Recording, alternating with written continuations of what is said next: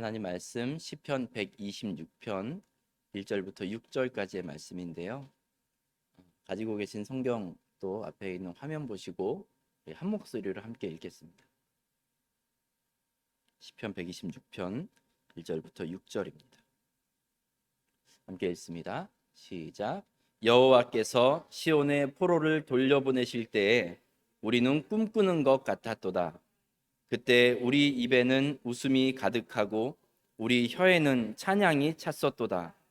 그때 문 나라 가운데에서 말하기를 여호와께서 그들을 위하여 큰 일을 행하셨다 하였도다.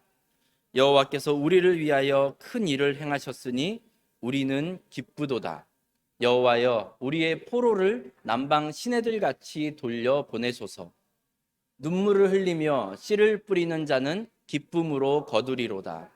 울며 씨를 뿌리러 나가는 자는 반드시 기쁨으로 그 곡식단을 가지고 돌아오리로다. 아멘. 여러분 오늘 어떻습니까?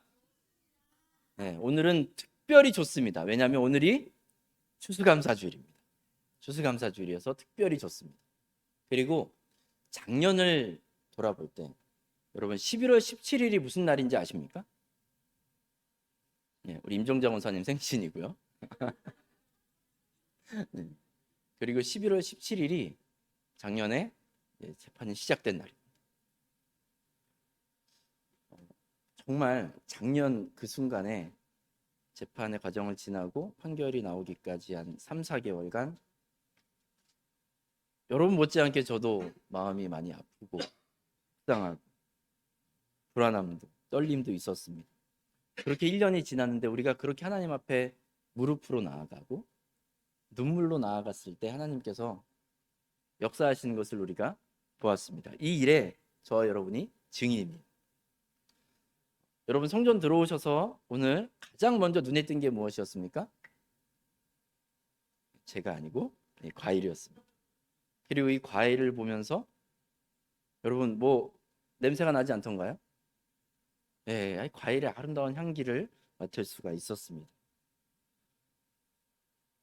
하나님께서 행하신 일들이 참 크고 놀랍습니다. 우리 하나님께 감사의 박수 한번 올릴게요. 우리의 삶을 향하여 그리고 우리 교회를 향하여 가지고 계신 하나님의 크고 놀라우신 계획, 놀라운 일들이 앞으로도 계속해서 일어날 줄로 믿고 감사하시기 바랍니다. 아마 어떤 분들은 목사님 이제 그 좀 안 좋은 이야기 그만하면 안 됩니까? 라고 말씀하시는 분도 계실지 모르겠어요. 그런데 저는 개인적으로 자꾸 리마인드 할수록 좋다고 생각합니다.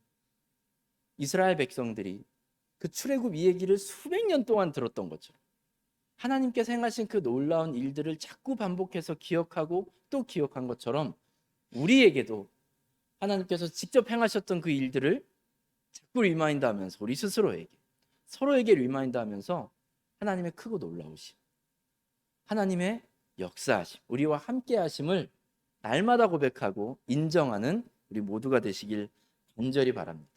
우리 지난주에 시편 136편 말씀처럼 비천한 가운데에서도 우리를 기억해 주신 이에게 감사합니다. 우리를 기억하시고 우리 한 사람 한 사람의 이름을 부르시는 아버지 하나님의 은혜가 오늘도 이 자리 가운데 넘치기를 간절히 소망합니다. 지난주에 우리 감사 나눔 발표회를 했죠. 어떤 분은 모두가 다 정말 그랬단 말이야? 이럴 정도의 감사 제목을 나눈 건 아니에요, 사실. 근데 크고 작음의 문제가 아니고 어떤 감사의 내용이냐의 문제가 아니고 감사들이 모여서 큰 풍성한 감사로 하나님 앞에 올려드리게 될 때 저는 그게 너무 감격이고 그게 너무 감사했어요. 예, 누가 어떤 감사를 했든 어떤 표현을 했든 어떤 시간을 보냈든 하나님께서 그 감사들을 다 모아서 하나님께서 받으실 만한 큰 풍성한 감사로 만들어 주시는 것, 여러분 지난주뿐만이 아니고 이제 우리는 우리 성도들이 모일 때마다 그런 감사의 나눔으로 작은 감사라도 모여서 큰 감사로 하나님께 올려드릴 수 있는 우리 교회와 우리의 모든 모임 되길 간절히 소망합니다. 오늘 126편 이 배경이 약간 우리의 일어난 일들과 일맥상통하는 부분이 있습니다. 126편의 이 배경은 이스라엘 백성들이 바벨론 포로에서 돌아온 이후가 그 시점입니다. 1절 보시면 여호와께서 시온의 포로를 돌려보내실 때 우리는 꿈꾸는 것 같았도다 했습니다. 꿈꾸는 것 같았도다. 고대 근동에서는 한 나라와 다른 나라가 싸울 때 군사, 전략, 무기 이것들만의 싸움뿐만 아니라 늘 그 나라의 신과 저 나라의 신의 싸움으로 이해되곤 했습니다. 그러니까 이스라엘과 바벨론이 싸워서 바벨론이 이긴 것은, 이걸 신들의 언어로 바꿔서 하면 이스라엘의 하나님이 바벨론의 신 마르둑에게 진 거예요. 하나님은 부족한 분, 능력이 약한 분, 한계가 있는 분인 거죠. 이 이스라엘 백성들은 하나님을 믿은 것 때문에 늘 안심하며 살았거든요. 미가 3장 11절 보시면 그들의 우두머리들은 뇌물을 위하여 재판하며 그들의 제사장은 삭슬 위하여 교훈하며 그들의 선지자는 돈을 위하여 점을 치면서도 여호와를 의뢰하려 이르기를 여호와께서 우리 중에 계시지 아니하니 재앙이 우리에게 임하지 아니하리라 하는도다. 그러니까 하나님께서 무슨 말씀을 하시든 하나님이 무엇을 원하시는지에 대해서는 요만큼도 관심이 없는 채로 본인들 하고 싶은 거 다 하고 본인들 원하는 대로 신앙생활하고 온갖 악을 다 행하면서도 하나님께서 계신 이 예루살렘 성전, 저기 있지 않아요. 우리에게 아무런 재앙도 임하지 않을 것이다 하면서 안심하고 있었습니다. 그런데 그 안심과 믿음이 철저히 깨지죠. 이스라엘에 멸망하고 하나님께서 계시겠다고 약속하셨던 예루살렘 성전이 무너져 버립니다. 나는 질 수 있어요. 개인으로서의 나는 질 수 있을지 모르겠지만 어떻게 하나님이 집니까? 이스라엘의 하나님 여호와가 어떻게 다른 저 악하고 이방 신들에게 질 수가 있습니까? 다 무너지고 다 빼앗기고 심지어 포로로 끌려와서 많은 사람들이 고통받고 있습니다. 그래서 시편 137편 1절에 보면 이렇게 말합니다. 우리가 바벨론의 여러 강변 거기에 앉아서 시온을 기억하며 울었도다. 얼마나 서러웠겠습니까? 얼마나 속상했겠어요. 이게 대체 꿈인지 생시인지, 이게 진짜로 우리 이스라엘에게, 하나님의 백성 우리 이스라엘에게 일어난 일인가 하면서 고통 가운데 있었습니다. 그런데도 이 유대인들이 참 어리석었던 것이 이 일이 일어난 뒤에도 왜 하나님은 우리에게 이런 수치를 주시는가? 하나님은 왜 이렇게 능력이 부족한가? 이게 자기들의 삶을 돌아보고 자신의 신앙의 모습 이것들을 돌아본 것이 아니라 모든 책임을 다 하나님께 돌립니다. 우리의 신앙도 대부분 이렇습니다. 잘 되면 다 내 탓, 안 되면 남 탓, 그리고 하나님 탓. 여러분, 나를 잘 돌아보는 것, 나의 신앙의 모습, 나의 살아가는 모습을 점검하고 하나님의 말씀으로 점검하고 돌아볼 수 있는 것이 은혜요 복된 인생을 믿으시기 바랍니다. 포로로 끌려왔는데 정말 있을 수도 없는 일이 일어났는데 그들이 어떻게 되었습니까? 돌아오게 되었어요. 꿈에도 그리던 고향 땅으로 돌아오게 되었습니다. 그래서 시편 기자가 꿈을 꾸는 것 같았도다. 이게 진짜 일어난 일 맞아? 2절과 3절에서 그렇게 이야기합니다. 그때 우리 입에는 웃음이 가득, 우리 혀에는 찬양이 찼었다. 이 입에서 웃음이 가득한 이 웃음은 억지로 하는 웃음이 아니라 그냥 실실실 새어나오. 너무나도 크고 충만해서 이 웃음이, 즐거움이 실실실 새어나오는 그런 웃음입니다. 하나님을 찬양합니다.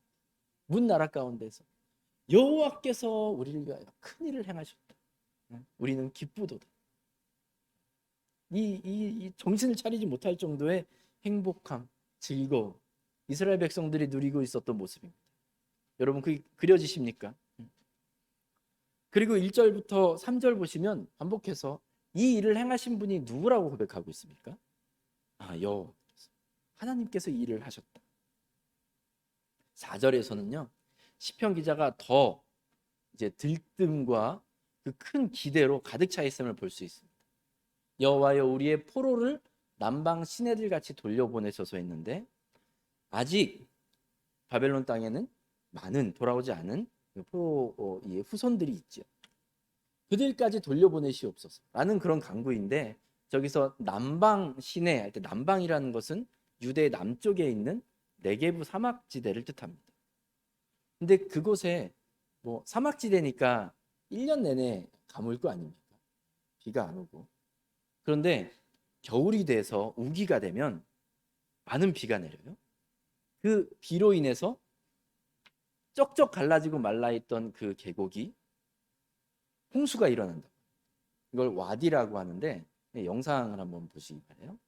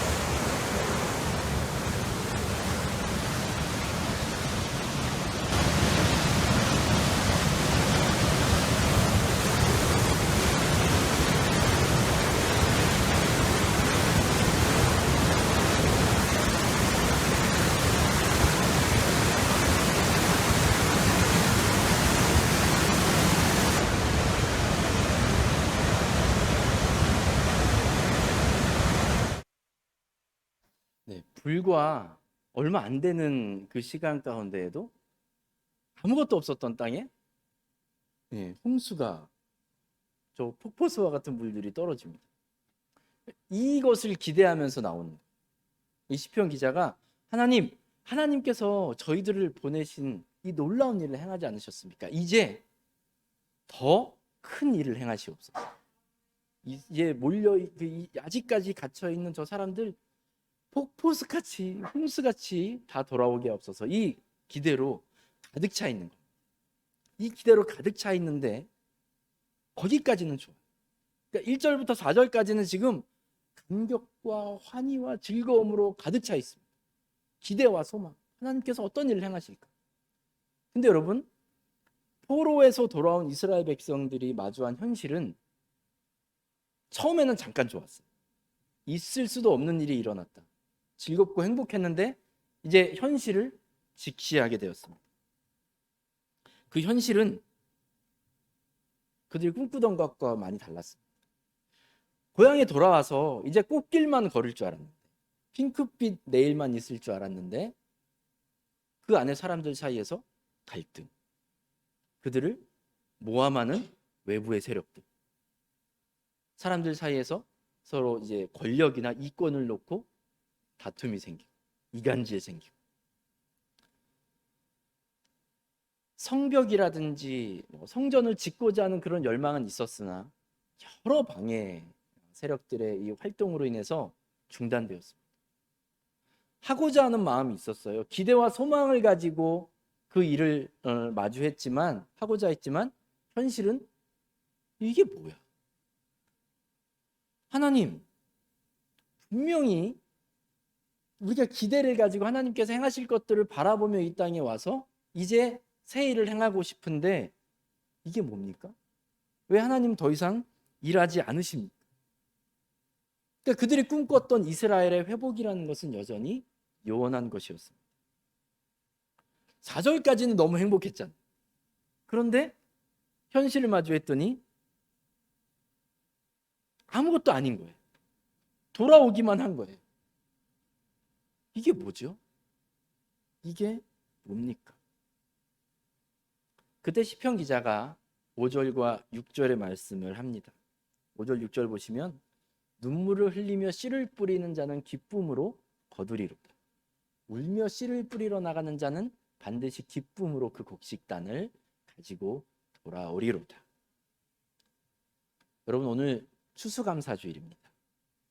우리가 이 감사를 특별히 드리면서 이 추수감사주일이라는 이 추수감사절을 이제 우리 그 1621년 20년에 그때 이제 청교도들이 미국 땅을 밟고 그들이 추수감사절을 지키기 시작한 것이 첫 번째로 수확을 한 것에 대해서 감사한, 이것이 이제 추수감사절의 유래인데, 그러니까 추수감사주일은 무엇을 주님 앞에 감사하는 날이 되겠습니까? 네, 많은 것도 감사하겠지만 우리가 추수한 거죠. 하나님께서 우리에게 허락하신 그 추수, 수확물에 대한 감사. 근데 여러분, 수확을 하기 위해서 필요한 것들이 많이 있습니다. 농사라는 것이 하나부터 열까지 다 중요하지만 다른 것은 다 없어도 이거 하나만큼 있어야 된다. 뭐가 있겠습니까? 씨앗이 있어야 돼요. 풍년을 말하든 흉년을 말하든 하여튼 뭐가 나야 될 거 아닙니까? 씨를 뿌려야 이게 나는 거 아니겠어요? 씨가 반드시 있어야 돼요. 씨를 뿌려야 추수합니다. 씨를 뿌려야 수확을 거둘 수 있습니다. 시편 기자가 지금 말하고자 하는 것은 너희가 이스라엘의 회복을 소망한다면, 그것을 기대하고 기도하고 꿈꾸고 있다면 하나님을 위해서 그리고 이웃들을 위해서 씨를 뿌리라는 겁니다. 그냥 손 놓고 있으면서 하나님이 알아서 처음부터 끝까지 다 해주실 것을 기대하는 것이 아니라 너희가 나아가서 씨를 뿌리라는 거예요. 이 사람들이 어떤 사람이라고요? 포로에서 이제 막 돌아온 사람들, 역이민을 와서 어느 정도 삶의 기반도 갖춰지고 좀 여유도 있고 이런 사람들이 아니에요. 그냥 자기 한 몸 건사하기도 힘든 이 사람들에게 너희가 나가서 씨를 뿌려라. 이 사람들이 뭐라고 답했겠습니까? 학계 1장 2절 기억나시는지 모르겠는데, 지금은 때가 아닙니다. 아직은 할 수가 없습니다. 우리 여건에선 도저히 안 됩니다. 그런데 시편 기자는 이스라엘 백성들을 향해서 뭐라고 이야기하냐면 그래도 씨를 뿌리라는 거예요. 하나님을 위해서, 교회를 위해서, 여러분의 가정을 위해서, 우리 개인을 위해서 씨 뿌리는 우리 모두가 되시길 간절히 축복합니다. 하나님의 나라를 위한 것이라면 그 어떠한 것이라도 괜찮습니다. 사랑이라는 씨 뿌려주세요. 겸손과 순종이라는 씨 뿌리시기 바랍니다. 섬김, 물질, 헌신, 봉사, 충성, 전도, 뭐가 됐든 여러분 하나님의 나라와 하나님의 영광을 위하여 뿌리시기 바랍니다. 자꾸 했던 얘기 또 하고 당연한 얘기 또 해서 죄송하지만 뿌려야 거둘 수가 있는 거예요. 많은 사람들이 씨를 뿌리지 않으면서 열매만을 원하는 사람들이 많습니다. 수확물만을 먹고 싶어요. 이게 특정 사람들이 그렇다는 게 아니라 대부분의 사람들이 이렇습니다. 그러면서 열매를 향해서, 교회를 향해서 말합니다. 왜 이 교회는 사랑이 없어요? 왜 그렇겠습니까? 그 사람이 씨를 안 뿌려서 그래요. 사랑의 씨를 안 뿌려놓고 무슨 사랑을 기대하겠습니까? 우리 교회는 섬김이 부족해요. 왜 부족하겠습니까? 씨를 안 뿌렸는데 어떻게 풍성할 수가 있겠어요? 여러분, 이렇게 놀부심보로 신앙생활하는 우리의 모습이라니까. 씨를 뿌려야 하나님을 위하여, 교회를 위하여, 우리 성도들을 위하여, 우리 개인을 위하여 씨를 뿌려야 그것을 얻게 된다는 겁니다. 이렇게 아예 뿌리지도 않고 열매만을 기대하는 사람보다 조금 나은 사람이 있습니다. 씨를 뿌리긴 합니다. 그런데 씨를 뿌릴 때, 내가 기분이 내킬 때, 내가 하고 싶을 때, 내가 여력이 될 때만 씨를 뿌리는 사람도 있습니다. 씨를 뿌리다가 내가 뭔가 손해를 볼 것 같으면 또 내가 뭔가 손해를 볼 것 같고 내가 피곤할 것 같고 그러면 안 합니다. 내가 왜 그렇게까지 씨를 뿌려야 되냐면서 억울함을 토로해요. 그런데 오늘 본문이 우리에게 말씀하고 있는 것은 열매만 먹으려는 사람이 되어서도 안 되고 내가 할 수 있는 것만 씨를 뿌리는 사람이 되어서도 안 되고 뭐라고요? 눈물을 흘리며 씨를 뿌리라고 말합니다. 눈물을 흘리며 씨를 뿌리라는 것. 우리 5절과 6절 다시 한번 같이 읽겠습니다. 시작. 눈물을 흘리며 씨를 뿌리는 자는 기쁨으로 거두리로다. 울며 씨를 뿌리러 나가는 자는 반드시 기쁨으로 그 곡식단을 가지고 돌아오리로다. 아멘. 지금 이스라엘 백성들은 삶 자체가 고단해요. 뭐 해보려고 하긴 했는데 안 됐잖아. 분위기 다 가라앉아. 의욕 사라져. 뭘 하려고 했더니 오히려 문제가 생기고. 왜 하고 싶겠습니까? 하려던 마음도 다 사라졌을 텐데. 하지만 이들을 향해서 시편 기자는 뭐라고 말합니까? 눈물을 흘리며 씨를 뿌려야 된다. 울며 씨를 뿌리러 나가라는 겁니다. 사랑하는 여러분, 하나님을 위해서, 우리 교회를 위해서, 가정을 위해서, 개인을 위해서 씨를 뿌리실 때 오늘 5절과 6절 말씀처럼 눈물을 흘리는 상황 속에서도, 내가 손해를 보는 상황 속에서도, 내가 자존심이 무너지는 상황 속에서도, 내가 더 피곤한 상황 속에서도 씨를 뿌리는 우리 모두가 되시길 주님의 이름으로 축복합니다. 이번 주중에 우리가 계시록 말씀을 쭉 묵상했습니다. 그때 저게 참 은혜가 많이 됐던 말씀이 계시록 14장 12절인데요. 성도들의 인내가 여기 있나니 그들은 하나님의 계명과 예수에 대한 믿음을 지키는 자니라. 이 부분이, 이 말씀이 참 많이 와닿더라고요. 하나님의 일을 하다 보면요, 자존심을 굽혀야 하는 상황이 생깁니다. 또는 내가 더 수고해야 되는 상황을 만나기도 합니다. 때로는 내가 손해를 보기도 합니다.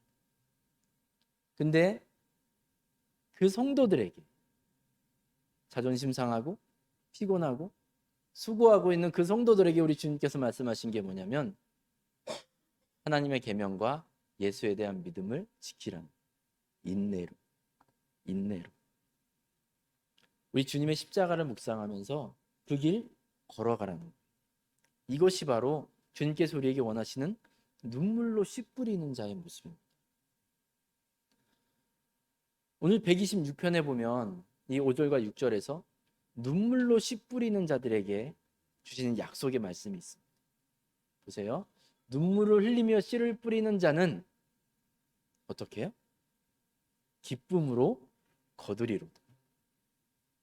6절에서는 이걸 한 번 더 반복하면서 강조합니다.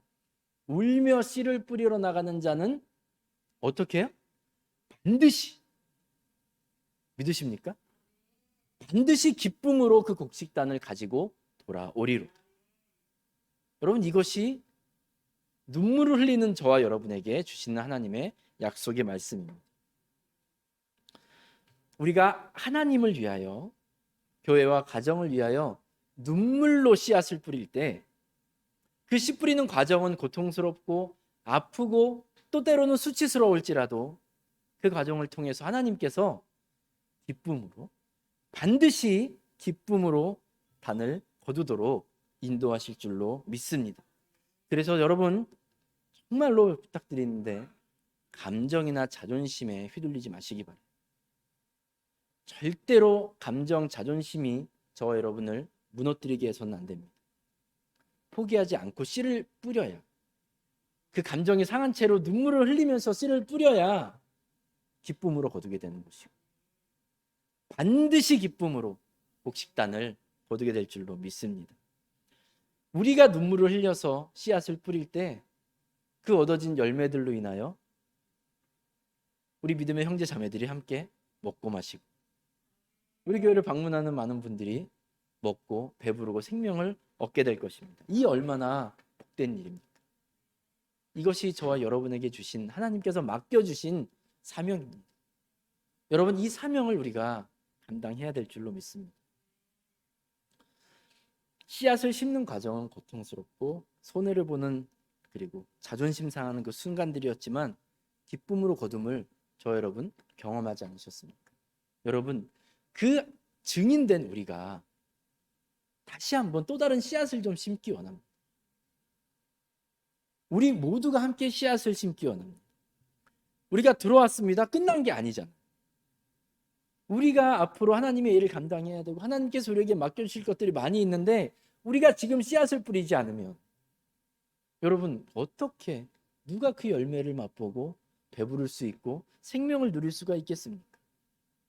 만약 씨앗을 뿌리는 사람은 적고 열매만을 원하는 사람들이 많이 있다면 결과는 불보듯 뻔합니다.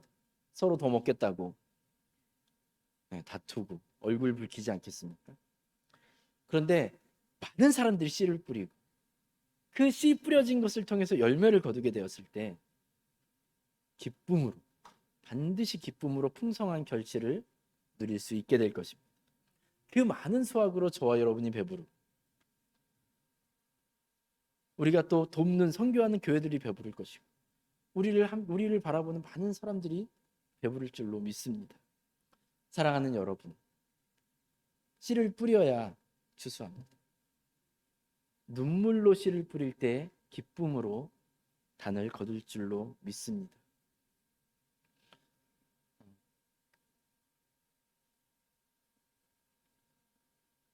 우리 교회에, 산호세에서 여러분, 우리 교회에 대한 소문이 혹시 어떤지 아십니까? 제가 정직하게 우리 교회 현 주소를 우리가 함께 나누기 위해서 제가 말씀을 드립니다. 제가 교회 부임하고 나서 이제 다른 교단 목사님들에게 이런저런 말씀을 듣습니다. 우리 교회에 대한 이야기들. 근데 그분들은 다 소문으로 들었는데 이 소문이라는 게 원래 그렇죠. 여러 이야기들이 섞이기도 하고 뭐 부풀려지기도 하고, 그래서 많은 부분을 제가 이제 수정해드리긴 했습니다만 어쨌든 지금 우리 교회 현재 위치는, 주소는 사람들이 우리를 보는 이미지가 그렇게 좋지 않다는, 우리 교회에 대해서. 근데 여러분, 이 이미지를 어떻게 바꾸겠어요? 나가서 여러분 싸우시겠습니까? 말싸움하고 목소리 높여서 우리는 그렇지 않다라고 말씀하시겠어요? 그렇게 이기면 그게 이긴 겁니까? 무엇으로 그들에게 맛보게 해야 되겠습니까? 열매. 우리가 거둔 그 곡식으로 맛보게 해야, 그래야 우리를 향한 시선, 교회를 향한 모든 오해들이 사라지는 겁니다. 여러분, 눈물로 씨 뿌리는 과정이 있어야 그 일이 가능합니다. 눈물로 씨 뿌리는 자들이 있어야, 그 일에 헌신하는 사람들이 있어야 열매를 통하여 우리 모두가 배부르고 살아갈 수 있고 많은 사람들에게 유익을 끼치는 교회가 될 수 있습니다. 오늘 추수감사주일입니다. 씨를 뿌렸기 때문에 그 수고를 통하여 하나님께서 기쁨으로 단을 거두게 하신 것을 체험하게 됩니다. 하나님을 위하여, 교회를 위하여, 우리 믿음의 형제 자매들을 위하여, 우리 가정을 위하여 여러분 씨 뿌리시기 바랍니다. 눈물로 씨앗을 뿌리더라도 끝까지 그 사명 감당하시길 간절히 바랍니다. 그러한 우리의 씨 뿌림 위에 하나님께서 큰 결실로 갚아주실 줄로 믿습니다. 기도하겠습니다.